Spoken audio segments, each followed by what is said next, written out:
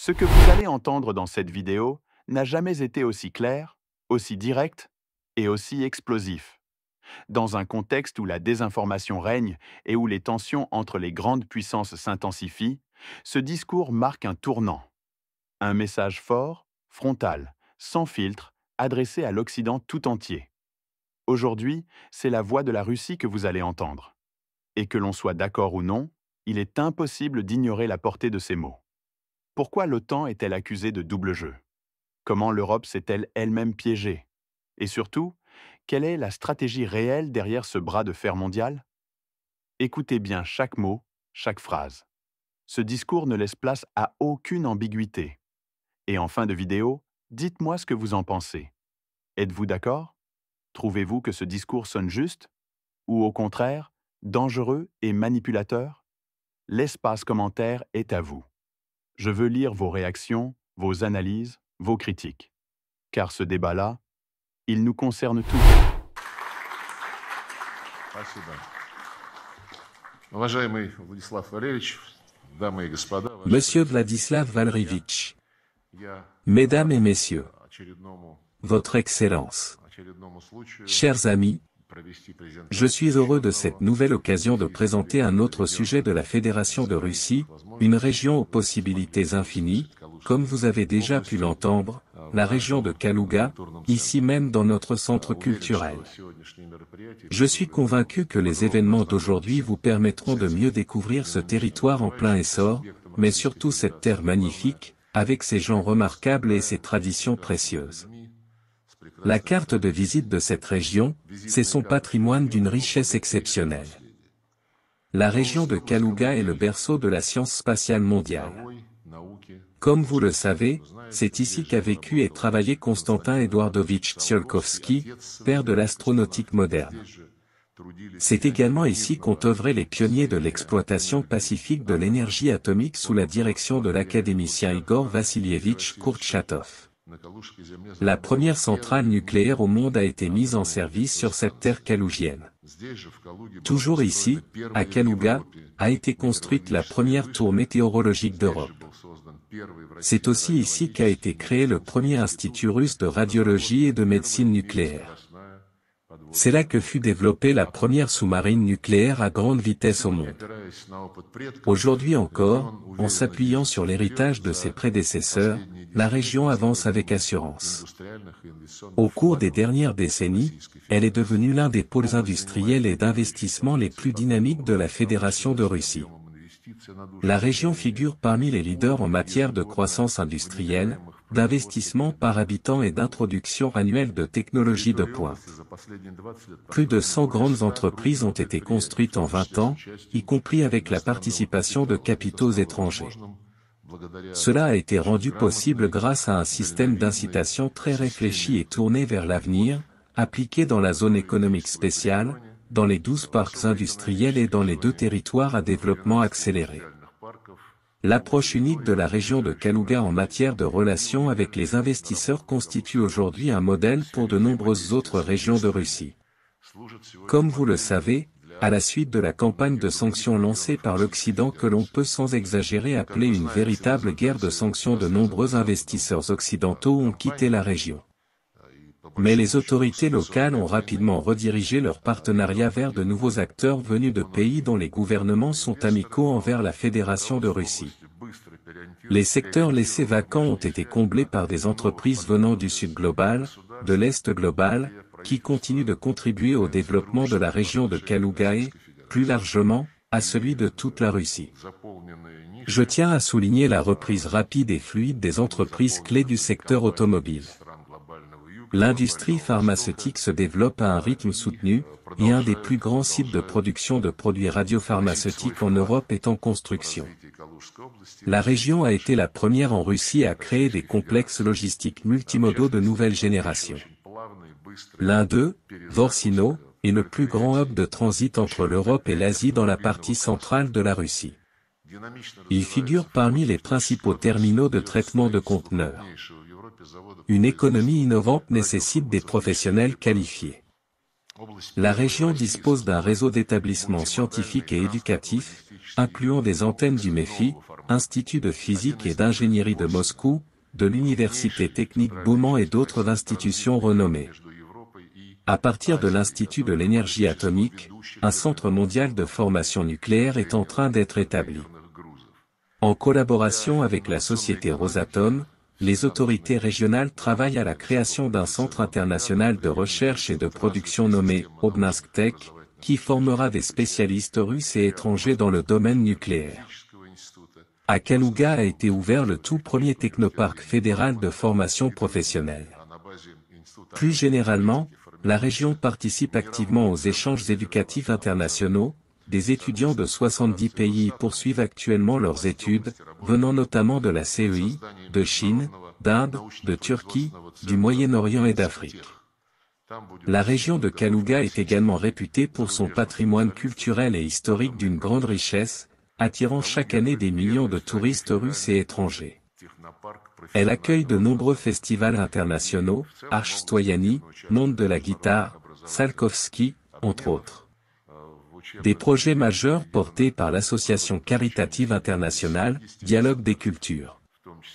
Un monde uni, vise à renforcer les liens d'amitié entre les peuples et à promouvoir la culture russe. La région abrite aussi l'un des lieux saints les plus vénérés de l'orthodoxie russe, le monastère d'Optina Pustin. Il a été visité par les plus grands écrivains russes comme Gogol et Léon Tolstoï. Dostoïevski, après sa visite, a écrit son célèbre roman Les Frères Karamazov. Venez y faire un tour si vous avez une fibre artistique, cela pourrait vous inspirer une œuvre immortelle. Enfin, n'oublions pas que la région est la patrie du grand maréchal soviétique Zhukov. Notre ministère continuera de soutenir les efforts des autorités régionales dans l'expansion de leurs relations internationales et dans la recherche de nouveaux partenaires prometteurs. Et nous le faisons volontiers, car cette région est véritablement en tête du peloton. On me demande souvent, quel est le secret du succès de notre politique étrangère? Je réponds, ce sont des régions comme Kalouga. Et il y en a beaucoup d'autres. Mais Kalouga est un leader, et c'est ici que se construit ce tissu relationnel qui attire les partenaires étrangers et renforce les liens d'amitié avec de nombreux pays. En conclusion, je souhaite aux autorités régionales de nouveaux succès. Et nous y contribuerons de toutes nos forces. Merci.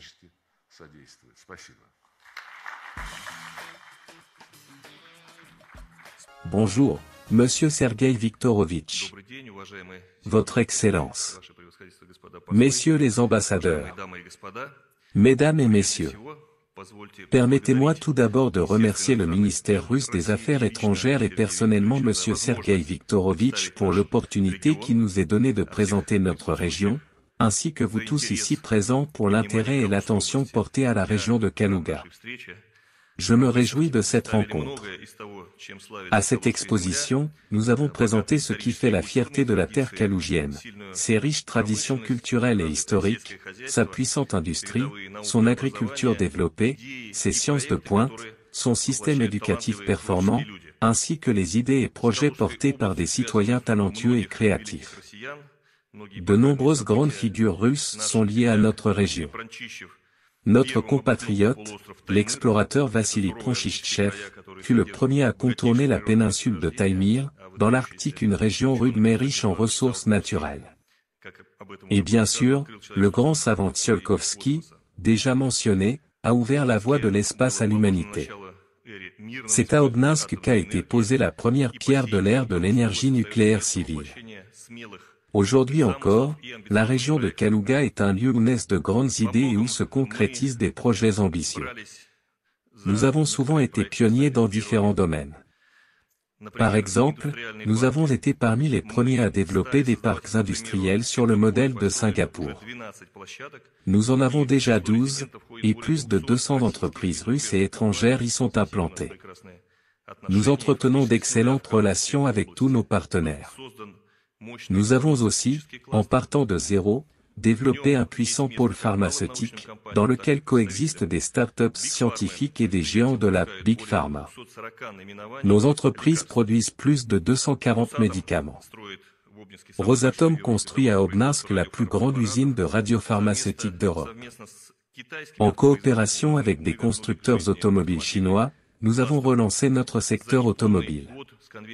En moins d'un an, 15 000 véhicules sont sortis des chaînes, et nous prévoyons de multiplier la production par 10 cette année. Le secteur du bois se développe également rapidement, avec des entreprises fondées par le groupe autrichien Kronospan et le conglomérat turc Hayat. En mai, un important site de transformation laitière, lancé par la société vietnamienne TH Group, ouvrira ses portes. Il n'est donc pas surprenant que notre région soit devenue un centre industriel majeur. Cette année, nous sommes en tête de la croissance industrielle dans la Russie centrale, et à la 4e place à l'échelle nationale. Nous avons été les premiers dans le pays à créer des complexes logistiques multimodaux.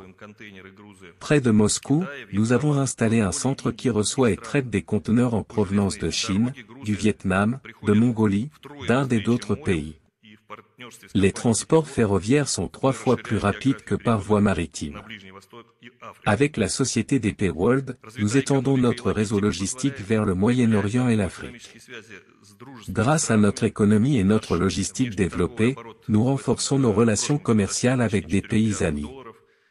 L'année dernière, notre commerce extérieur a atteint près de 4 milliards de dollars. Et environ 90% de nos exportations sont constituées de produits non énergétiques et non issus de matières premières.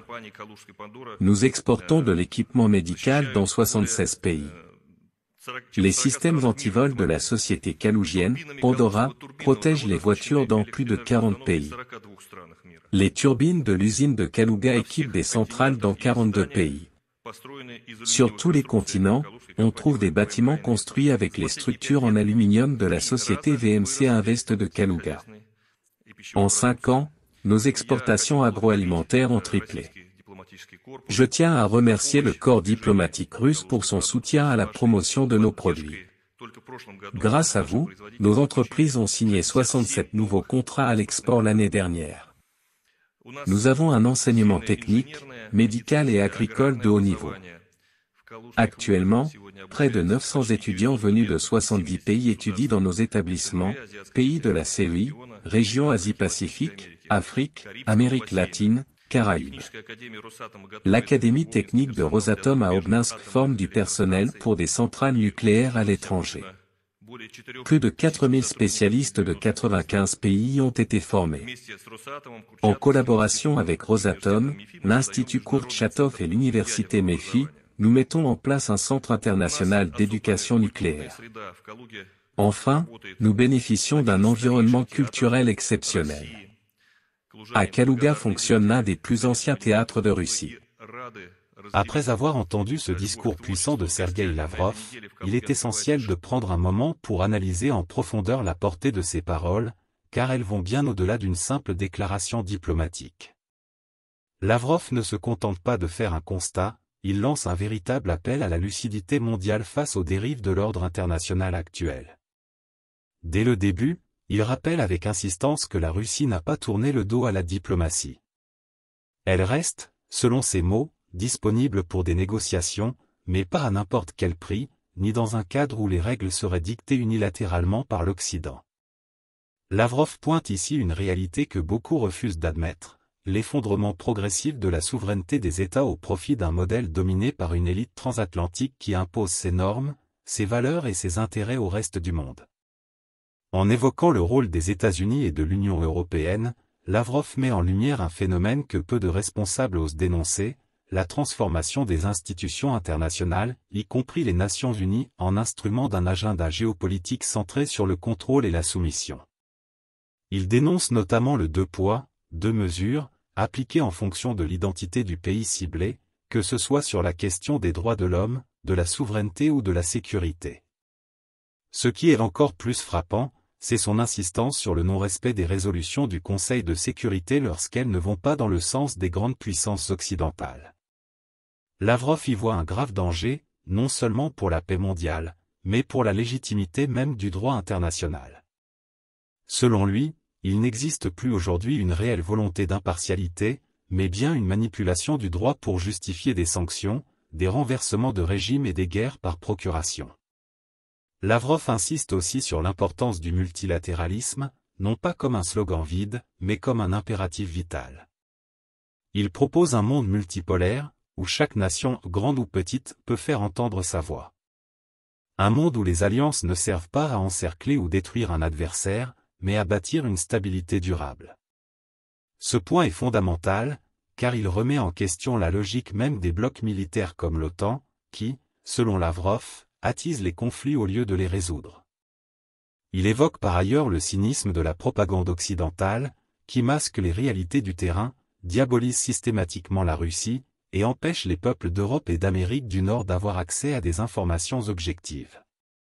En soulignant que les sanctions économiques sont devenues une arme de guerre, il alerte sur le fait que ces mesures, censées affaiblir la Russie, ont en réalité un effet boomerang dévastateur pour les économies européennes, mais aussi pour l'équilibre global. Un autre point crucial qu'il soulève est la menace sur les équilibres culturels et civilisationnels. Lavrov ne parle pas seulement de géopolitique, mais aussi de la volonté de certains pays de détruire les repères traditionnels, d'imposer une vision unique du monde, des mœurs et de la morale. Il y voit une forme d'impérialisme idéologique qui, à long terme, peut provoquer des fractures irréversibles entre les civilisations. Enfin, ce discours se termine sur une note à la fois grave et lucide, la Russie n'est pas naïve. Elle comprend que le dialogue n'est possible que si les partenaires en face le veulent sincèrement. Et si ce n'est pas le cas, elle se prépare à défendre ses intérêts par tous les moyens nécessaires. Cette déclaration n'est pas une menace, mais un signal d'alarme adressé à la communauté internationale. La paix ne se construira pas sur l'arrogance, mais sur le respect mutuel. Coup au but en conclusion, ce discours de Lavrov doit être compris comme un cri d'alerte adressé au monde entier. Il appelle à une remise en question profonde de l'ordre mondial actuel, à la fin de l'hypocrisie diplomatique, et à un retour aux principes fondamentaux du droit, de la souveraineté et du respect entre nations. Que l'on partage ou non la vision de la Russie, il est indispensable d'écouter ce discours, non pas avec passion ou rejet, mais avec raison et sens critique. Personne avec les mains jointes et maintenant, à vous la parole. Que pensez-vous des propos de Lavrov? Sont-ils exagérés? Ou au contraire, reflètent-ils une vérité que certains ne veulent pas entendre? Bulle, dites-le en commentaire, car le débat est ouvert, et plus que jamais, il est temps de réfléchir ensemble à l'avenir du monde.